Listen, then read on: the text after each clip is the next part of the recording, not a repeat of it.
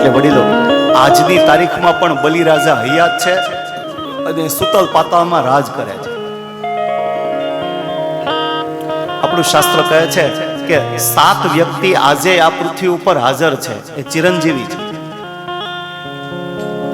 શાસ્ત્ર કહે છે અશ્વત્થામા બલિર વ્યાસો હનુમાનશ્ચ વિભીષણ કૃપઃ પરશુરામશ્ચ સપ્તેતે ચિરજીવી. એક અશ્વત્થામા, એક બલિરાજા, એક વ્યાસમુનિ, એક કૃપાચાર્ય, એક પરશુરામ, એક હનુમાનજી અને 7મા વિભીષણ. આ 7 વ્યક્તિ આજે પૃથ્વી ઉપર હયાત છે અને બલિરાજા આજની તારીખમાં પણ જીવે છે. ભગવાને એને સુતલ પાતાળમાં રાખ્યા છે ને ત્યાંનું રાજ્ય આપ્યું છે. વડીલો સવારમાં મેં વાત કરી હતી કે આ કલયુગ છે એ 28મો કલયુગ છે અને અત્યારે આ શ્વેતવારાહ નામના કલ્પમાં વૈવસ્વત નામનો મન્વંતર ચાલે છે. જો થોડી સ્પષ્ટતા કરું તમને કે એક સતયુગ, એક ત્રેતાયુગ, એક દ્વાપર યુગ અને એક કલયુગ, આમ 4 યુગ પૂરા થાય ને ત્યારે એક ચોકડી પૂરી થઈ ગણાય.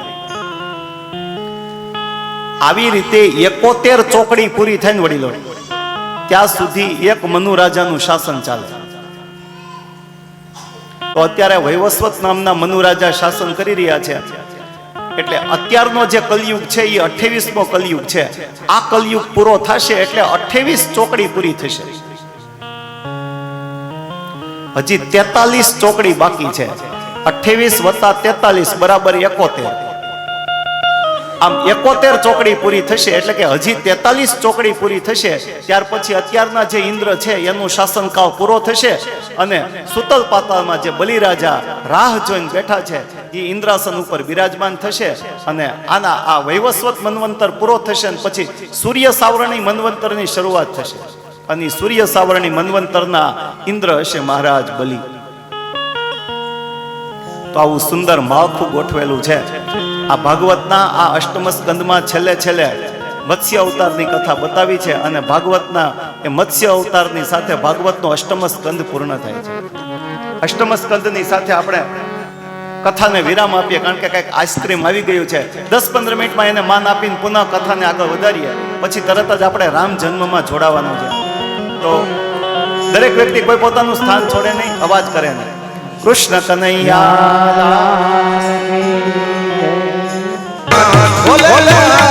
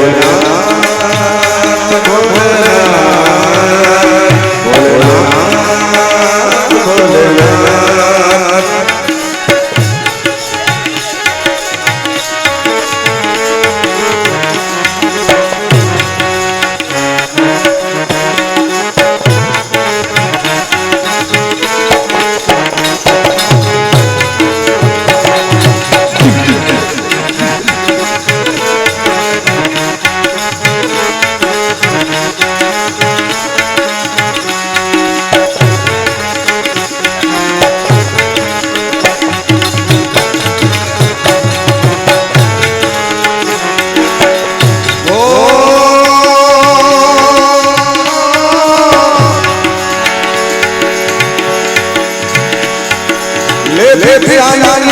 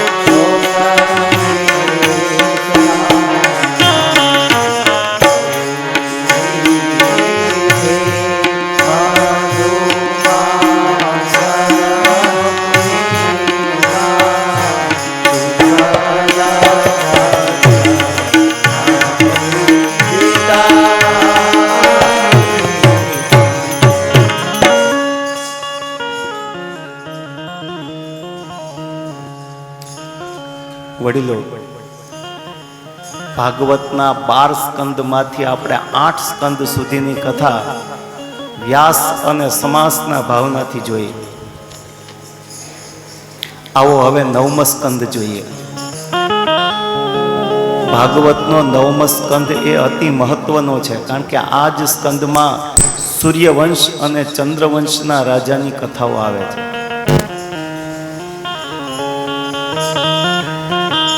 9મા સ્કંદનું નામ છે ઈશાનું કથા. ઈશ્વરે જેના ઉપર અનુગ્રહ કર્યો એવા ભક્તોની કથા, એમનું નામ ઈશાનું કથા. વડીલો,